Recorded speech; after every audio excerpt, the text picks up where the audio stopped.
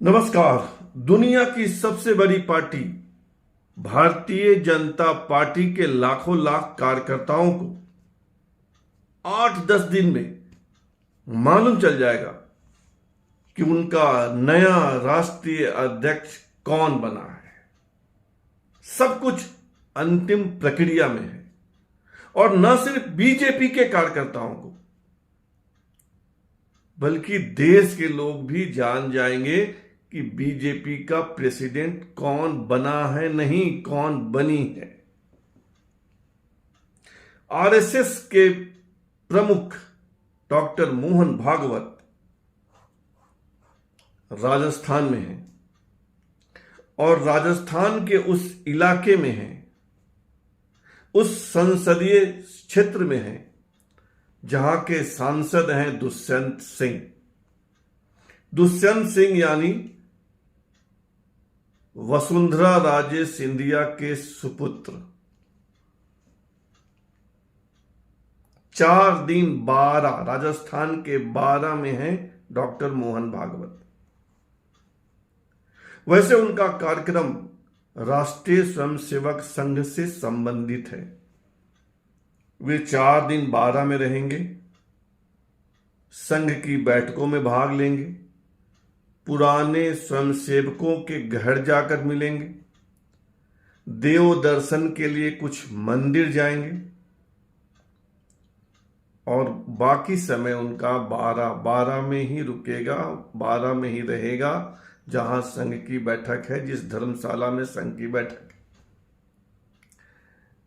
जहां संघ प्रमुख रुके हैं वहां से झालरा पाटन यानी वसुंधरा राजे सिंधिया का इलाका बहुत दूर नहीं है, 70-80 किलोमीटर है। और कहा यह जा रहा है कि बहुत संभव है कि राजस्थान बीजेपी के अनेक नेता संघ प्रमुख का आशीर्वाद लेने 12 आए। उन नेताओं में एक वसुंधरा राजे सिंधिया भी हो सकती है, कंफर्म नहीं है पर हो सकती है। और जो कुछ बचा है वह सब कुछ कम्युनिकेट कर दिया जाएगा, क्योंकि अब तक बताया यही गया है कि वसुंधरा राजे सिंधिया तक यह मैसेज पहुंच चुका है कि आपको बीजेपी का प्रेसिडेंट बनना है। और यह बात बीजेपी के टॉप लीडर्स को भी बता दी गई है कि बहुत हुआ, ये नाम वो नाम, ये नाम वो नाम, बहुत हो गया। अब तो यह तय है कि वसुंधरा राजे सिंधिया ही बीजेपी की प्रेसिडेंट बनेंगी। और 12 में 4 दिनों के प्रवास में सब कुछ फाइनल हो जाएगा। और संभव है कि 8 अक्टूबर के बाद किसी भी दिन बीजेपी प्रेसिडेंट की घोषणा हो जाएगी। बीजेपी में बहुत कुछ चल रहा है। दिल्ली के एक वरिष्ठ पत्रकार हैं, राजनीतिक गलियारे में इनकी धमक है, पहुंच भी है, केपी मलिक।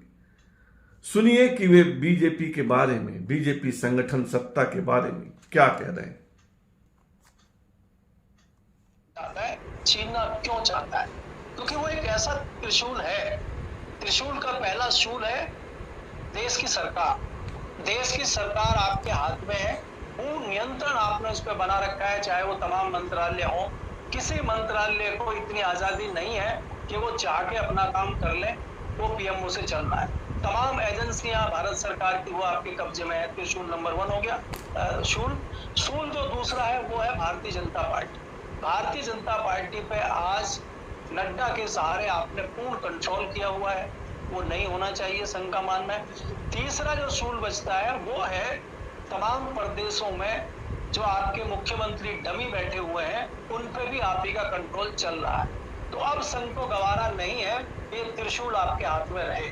तो केपी मलिक की बात आपने सुन ली, समझ भी ली होगी, और अब इंतजार कीजिए कि बीजेपी प्रेसिडेंट की घोषणा कब होती है। फिलहाल इतना ही, और आपसे आग्रह है कि आप इस चैनल को सब्सक्राइब कीजिए, ज्वाइन कीजिए, लाइक, शेयर और कमेंट कीजिए। धन्यवाद, बहुत बहुत धन्यवाद।